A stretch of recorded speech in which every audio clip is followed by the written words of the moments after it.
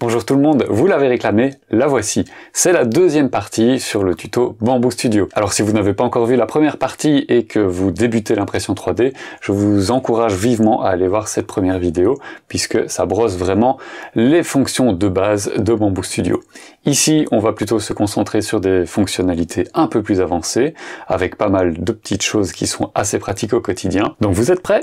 C'est parti!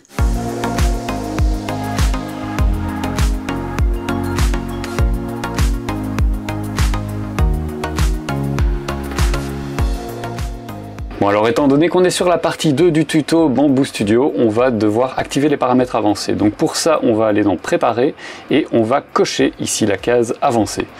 Voilà, comme ça vous êtes sûr que vous aurez tous les paramètres dont on aura besoin.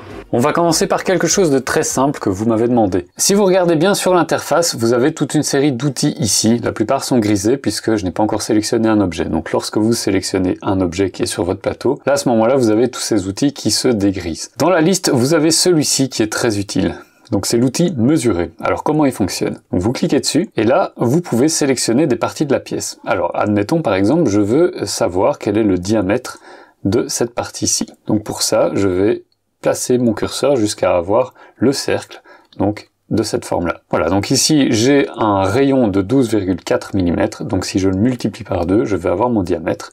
C'est aussi l'indication qui est écrite ici. Si vous voulez quitter l'outil, vous recliquez dessus, et je vais vous montrer quels sont les autres usages. Donc vous pouvez décider par exemple de sélectionner deux points. Alors ici je voudrais connaître la distance entre ce point-ci et ce point-ci. Donc pour ça je vais prendre à nouveau mon cercle, je vais prendre le cercle ici, et là maintenant, je vais avoir la distance entre les deux qui est de 15 mm. Ça peut être des points plus précis, donc par exemple, si je vise ce point-ci et que je veux voir la distance par rapport à ce point-ci, là c'est pareil. Donc je vais avoir la distance dans l'absolu, de là à là, mais je vais aussi avoir la distance d'un point à l'autre, donc ici qui sera indiqué de 17,313 mm. Et enfin, dernière possibilité, c'est carrément prendre une face. Donc ici par exemple, je veux connaître la distance entre cette face-ci et cette face-ci. Voilà. Non, ça me l'indique, j'ai 20 mm entre les deux faces. Voilà, du coup, typiquement, cet outil, ça vous permettra de vérifier quelles sont les dimensions de la pièce à imprimer, vérifier si ça correspond bien à vos besoins, et si jamais c'est pas le cas, vous pouvez toujours redimensionner la pièce comme on l'avait vu dans la première partie du tuto. Faire un vase en impression 3D, c'est possible. Je vous montre. Alors le mode vase, c'est ce classique qui est souvent méconnu dans les slicers. Alors ce mode vase, il a une utilité très simple, c'est de faire en sorte que votre buse se balade sur toute la périphérie de votre objet, fasse tout le pourtour de votre objet, sans jamais faire une ligne de couture. Parce que vous le savez sûrement, mais lorsque vous imprimez des objets cylindriques, il y a forcément à un moment donné une couture qui va apparaître, et c'est pas très esthétique.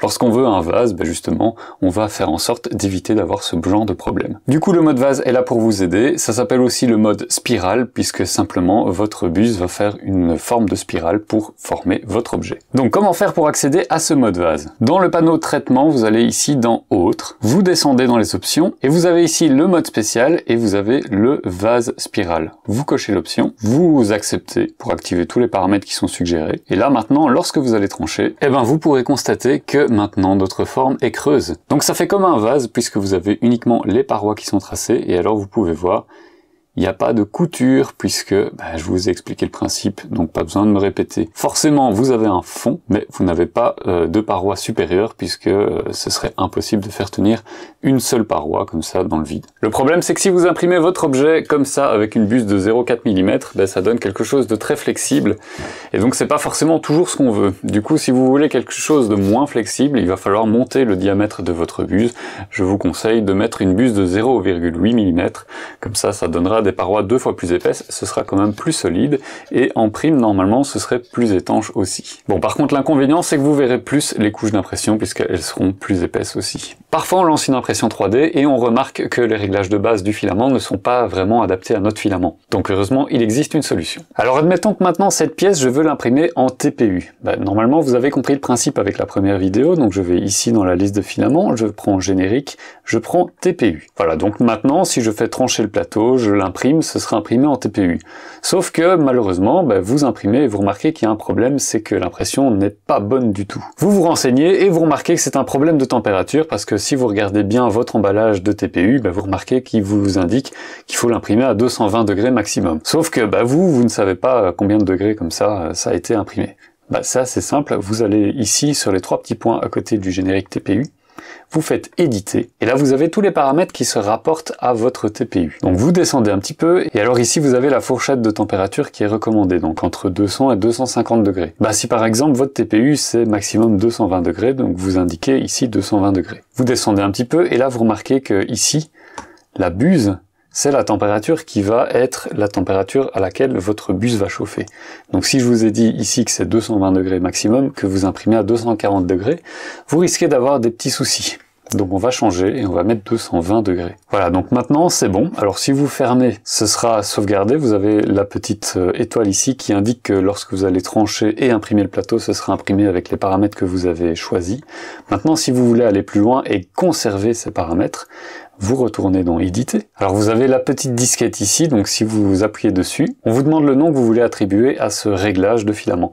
Donc là, vous pouvez par exemple indiquer la marque, enlever le copie parce que ça sert à rien, et vous avez toujours ici l'indication qui indique à quel modèle d'imprimante ça se rapporte. Vous faites OK, et maintenant, voilà. Ce profil s'appelle Sunlu TPU BBL A1. Ce qui veut dire que plus tard, lorsque vous aurez à nouveau besoin de ce profil, vous devrez aller dans personnaliser. Attention, même si vous avez indiqué une marque, ce ne sera pas dans les marques ici, ce sera vraiment dans personnaliser. Donc ça, c'est les profils que vous avez créés vous-même. Et là, vous choisirez Sunlu TPU BBL A1. Voilà, c'est aussi simple que ça. Bon, alors si vous êtes ici, c'est que vous avez une imprimante de chez Bambu Lab et vous avez probablement un AMS qui va avec. Et une des questions que vous m'avez posées, c'est de savoir comment faire pour mettre en couleur vous-même des projets. Je vous propose qu'on voit ça ensemble. Voilà, admettons, j'ai chargé ce projet-ci.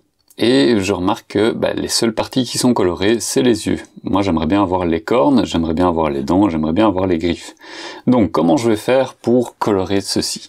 Alors, c'est assez simple, ça commence toujours par la même chose, c'est-à-dire on sélectionne l'objet, comme ça on a accès à toutes les options qui sont ici. Et ensuite, on va sur le petit pot de peinture de couleur ici. En cliquant là-dessus, on a accès à différentes options. Alors la première chose, c'est les filaments qui sont disponibles. Si jamais vous n'avez pas les couleurs qui sont disponibles, à ce moment-là, ça se change. Donc par exemple ici, j'ai les couleurs qu'il me faut, mais si je veux rajouter une couleur supplémentaire, je peux appuyer sur le petit plus ici. Ça me rajoute une couleur en générique PLA, là pour le coup, donc je peux changer si je veux. Et je peux modifier la couleur ici en cliquant sur cet indicateur. Donc par exemple, si je veux du vert, je vais aller chercher du vert ici dans la palette de couleurs. Donc ça affiche ici la couleur qui sera sélectionnée, et ensuite, une fois que vous êtes content, vous fermez, la couleur se met à jour, et si jamais c'est une couleur existante, donc admettons ici pour mon dragon, si je prends mauve foncé par exemple ici, voilà, je change, hop, voilà, ça va adapter le modèle et ça va changer la couleur tout seul. Si jamais vous voulez enlever une couleur, vous appuyez sur le moins, ça enlèvera d'office la dernière couleur ajoutée. Malheureusement, on peut pas choisir quelle couleur on veut supprimer exactement, donc ça c'est une limitation du logiciel. Bref, revenons ici à nos options de couleurs. Donc j'ai besoin du blanc pour pouvoir colorer les cornes. Pour ça, je vais sélectionner mon blanc et je vais sélectionner un des outils de mise en peinture. Le plus pratique, évidemment, lorsqu'on a des grandes surfaces à coloriser, c'est le pot de peinture. Donc je vais prendre le pot de peinture ici dans les options. Alors vous voyez qu'il y a différentes options, il y a notamment ici la détection des contours, donc ça permet de choisir une zone et de mettre en couleur uniquement cette zone-là. Il va normalement plus ou moins détecter automatiquement quelles sont les zones qui dépassent, et pour éviter de justement colorer de trop. Donc par défaut c'est 30, vous pouvez ajuster et mettre ce que vous voulez. Vous avez toujours un aperçu des zones qui vont être mises en couleur, donc par exemple ici vous voyez je suis descendu trop bas, je vais devoir remonter la détection, et voilà. Donc si j'appuie sur le blanc, ici on va avoir à peu près toute la corne qui va être colorée. Le à peu près c'est important et on reviendra directement après. Pour la deuxième corne, on va faire pareil, hop, voilà, la corne est maintenant toute blanche, en tout cas presque. Et en effet, vous voyez, il y a tous des petits trous et ça c'est embêtant et ça arrive assez souvent lorsqu'on veut coloriser des modèles à la main. Ne vous inquiétez pas, il y a un outil qui permet de changer ça automatiquement, donc pour ne pas devoir revenir sur chacun des points un par un, ça peut vite devenir pénible sinon. Donc cet outil, c'est le remplissage des trous ici. Donc c'est le dernier outil dans la liste des outils. On clique dessus et là, c'est assez simple à utiliser, mais il faut savoir comment faire. On a l'air des trous que vous pouvez changer. Donc cet air se change, voilà. Et vous avez directement sur l'écran un aperçu, donc si vous pouvez regarder sur la corne ici centrale. Ici, on a des trous qui sont en mauve, et si j'augmente l'air des trous, à un moment donné, ils vont disparaître. Donc là, ils ont disparu, je peux bouger autour du modèle pour vérifier que tout est bien comblé. Bon, ça a l'air à peu près bon, il y a quand même un petit peu de mauve ici.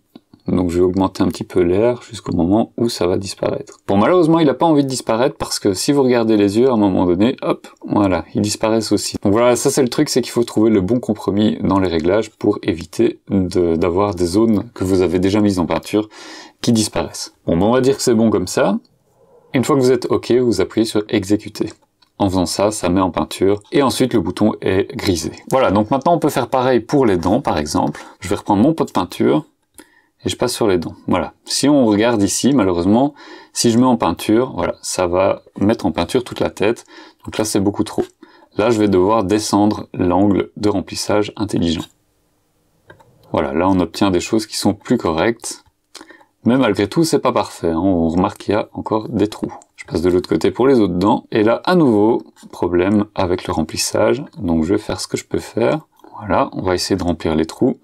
Donc ici, attention aux yeux. Et malheureusement, on voit que les trous ne disparaissent pas. Donc on va exécuter quand même. Mais on n'aura pas de miracle ici. On va devoir utiliser un autre outil. Et bon, c'est fait exprès pour la démo, donc ne vous inquiétez pas. L'autre outil utile, c'est le cercle. Le cercle, ben, c'est voilà, un cercle qui va permettre de mettre en couleur, comme ceci.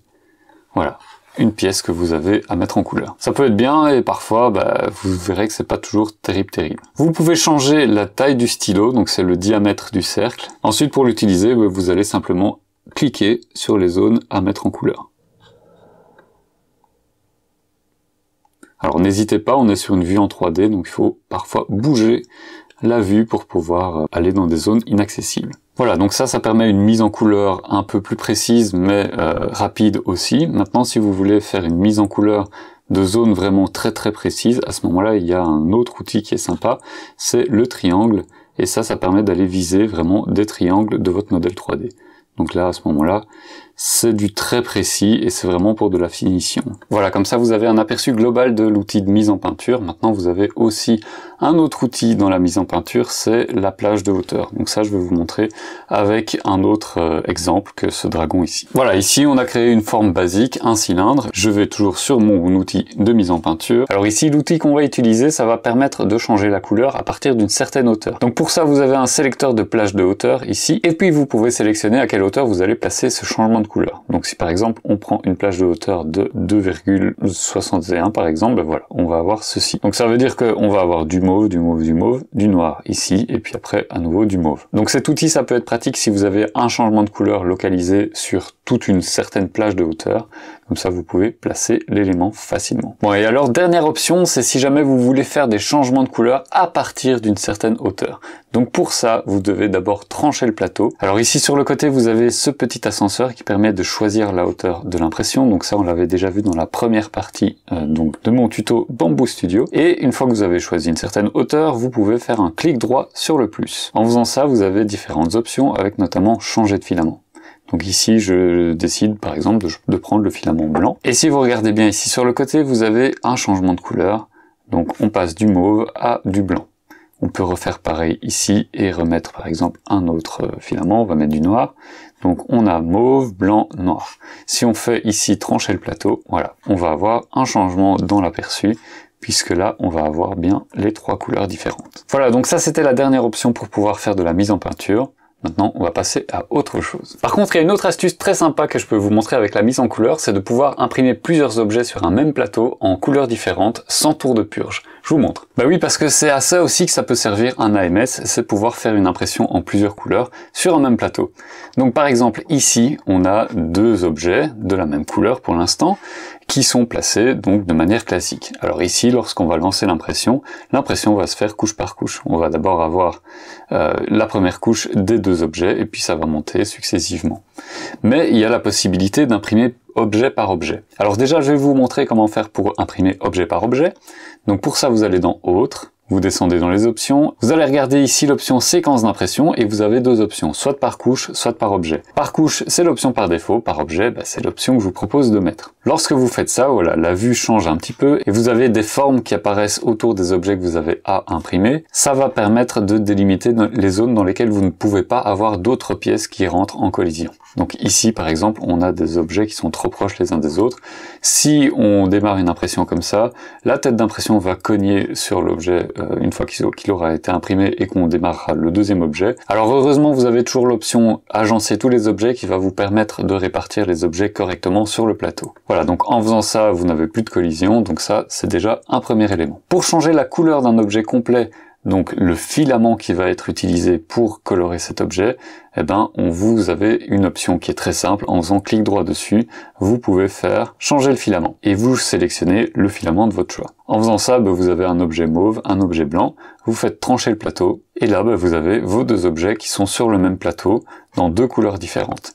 Alors ce qui est bien, si vous regardez attentivement les choses, c'est que vous n'avez qu'un seul changement de filament. Donc vous allez d'abord imprimer tout en mauve, ensuite changement de filament, donc une purge, deuxième filament ici en blanc, et voilà. Niveau déchets, c'est vraiment le top que vous pouvez faire, vous aurez le minimum possible de déchets. Bon, si vous avez déjà imprimé un modèle en plusieurs couleurs, vous savez que systématiquement vous vous retrouvez avec pas mal de purges. Et vous m'avez demandé comment faire pour réduire ce volume de purge. Justement, c'est ce qu'on va voir. Petit exemple ici donc avec ce renard multicouleur que vous avez déjà probablement vu au travers d'une de mes vidéos.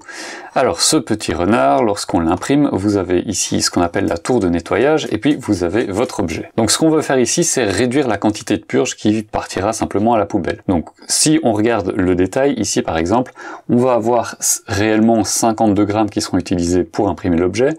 On va avoir 156 grammes environ qui seront utilisés pour purger et donc qui partiront à la poubelle, et on a seulement ici 26,5 grammes qui serviront à faire la tour de nettoyage. Donc notre but ici, ça va être de réduire absolument ce chiffre. Donc pour ça, on va utiliser un modèle spécial qui va être ajouté sur le plateau en même temps que les autres, qui va permettre de purger directement du filament dedans. Donc cet objet, c'est ce qu'on appelle un objet sacrificiel.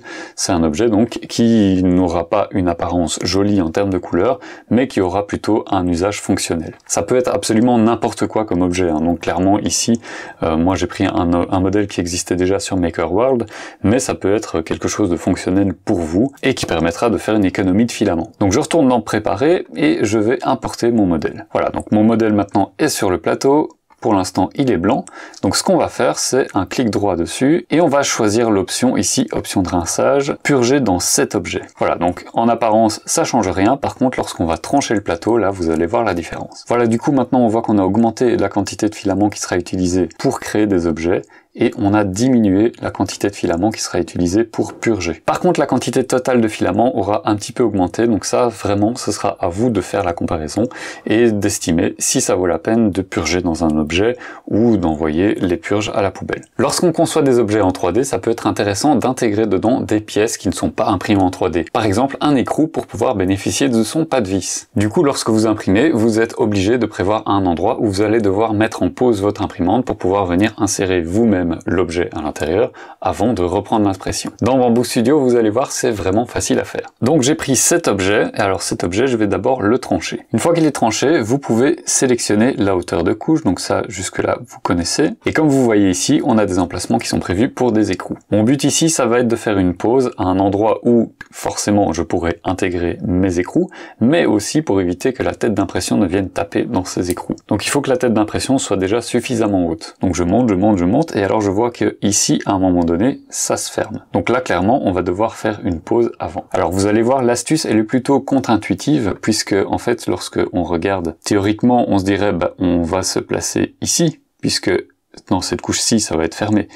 Donc si on se place ici, le problème, c'est que en fait, la pause, elle est intégrée avant la création de cette couche-ci. Donc en suivant cette logique-là, il faut se placer sur la couche supérieure, donc la couche 40 ici.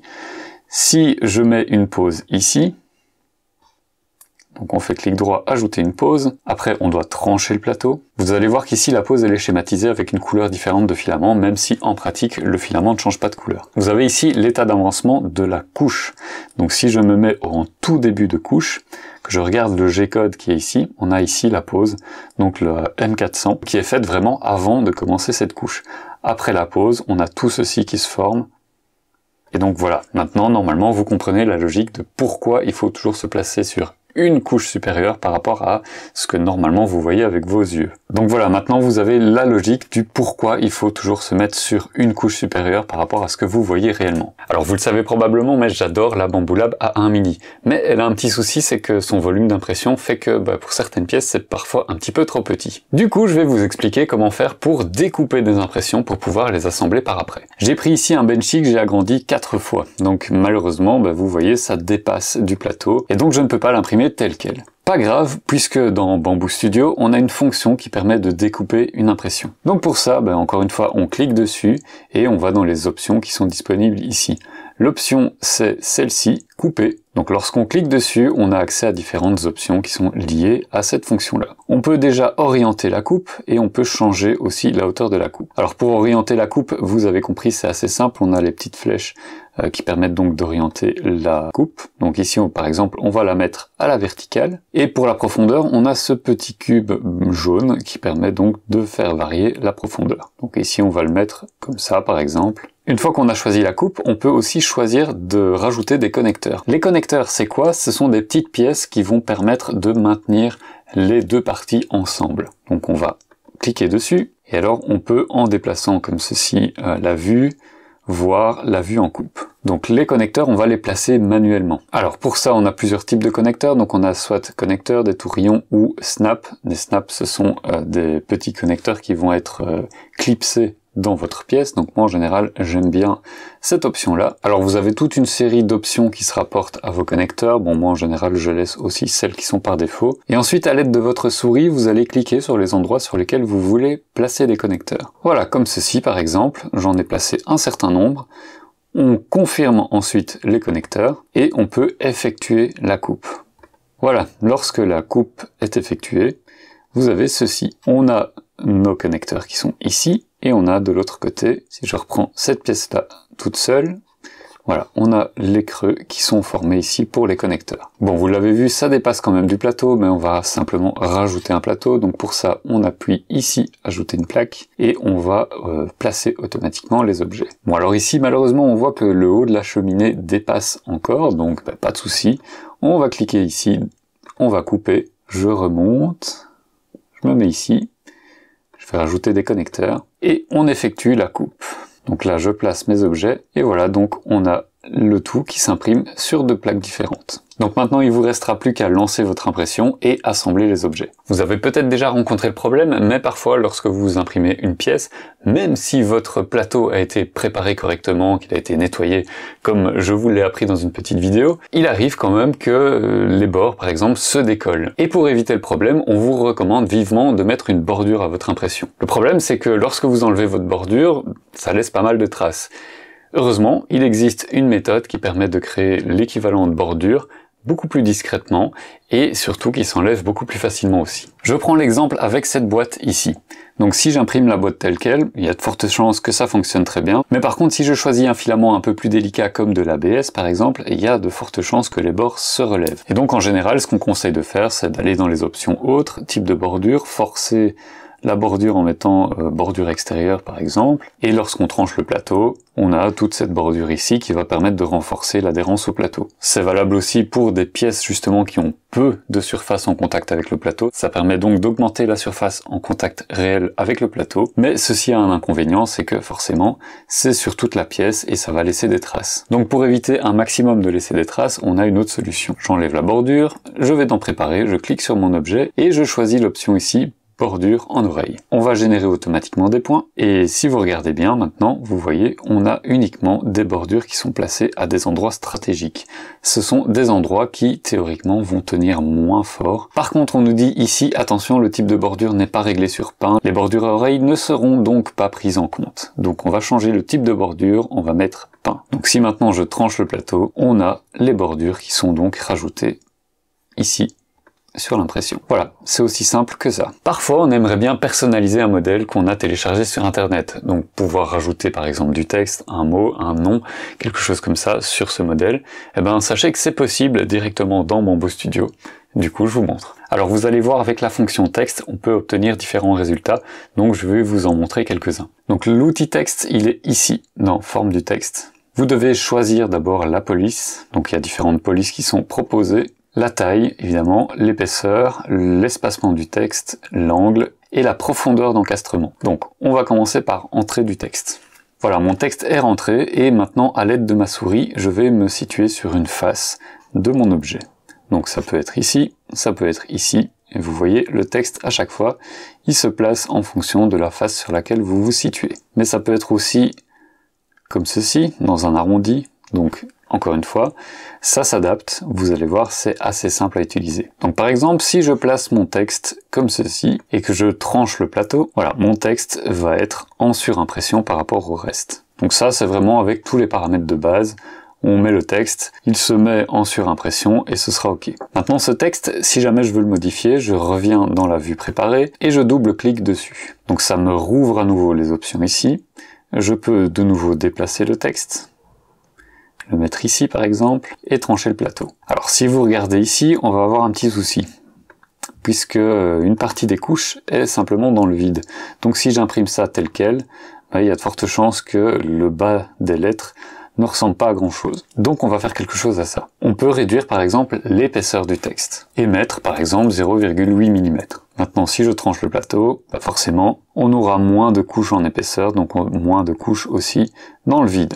Maintenant, autre possibilité, on va faire rentrer le texte dans la forme. Donc plutôt que de l'avoir en surimpression, on va ici creuser la surface pour avoir le texte qui est gravé dedans. Donc par exemple ici, on va mettre 0,4 mm, on tranche le plateau, et si vous regardez bien, rien n'a changé, c'est normal. Parce que effectivement, en apparence, rien n'a changé. Maintenant, si je prends le texte, que je regarde un peu de plus près, vous voyez qu'il y a une partie qui est rentrante. Donc ça c'est normal puisqu'on a entré 0,4 mm de profondeur. Donc tout ce qu'on doit faire ici, c'est changer l'épaisseur et mettre l'épaisseur à 0. Comme ça, on ne garde que la partie qui est creusée. Donc là maintenant, si je tranche, il y a toujours rien.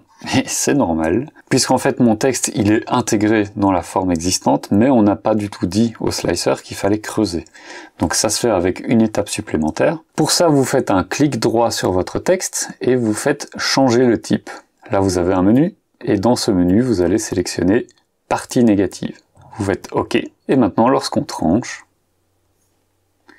voilà, maintenant, mon texte est creusé à l'intérieur de la pièce. Voilà, donc ça, ce sont les deux possibilités que vous avez avec l'outil texte. Bon voilà, je pense qu'on a fait le tour de toutes les questions que vous m'avez posées. On a dépeint une grande partie des fonctionnalités plus avancées de Bamboo Studio, et je pense que maintenant, j'ai plus grand chose à vous apprendre. Maintenant, si vous avez encore d'autres questions, d'autres besoins de petits tutos par rapport à Bamboo Studio, n'hésitez pas, mettez-le en commentaire, j'y regarderai, je ferai une compilation, et peut-être éventuellement je ferai une partie 3, mais rien n'est moins sûr, puisque j'ai quand même pas mal d'autres choses sur le feu aussi. Voilà, encore une fois, n'hésitez pas, si vous avez apprécié cette vidéo, à vous abonner à la chaîne, ça aide la chaîne à grandir, comme ça vous ne raterez pas mes prochaines vidéos, et sachez notamment que dans les prochaines semaines, il y aura un retour de vidéos sur la domotique et sur plus de bricolage. Voilà, j'espère que vous apprécierez tout ça, et moi je vous dis à très bientôt pour une prochaine vidéo. Ciao!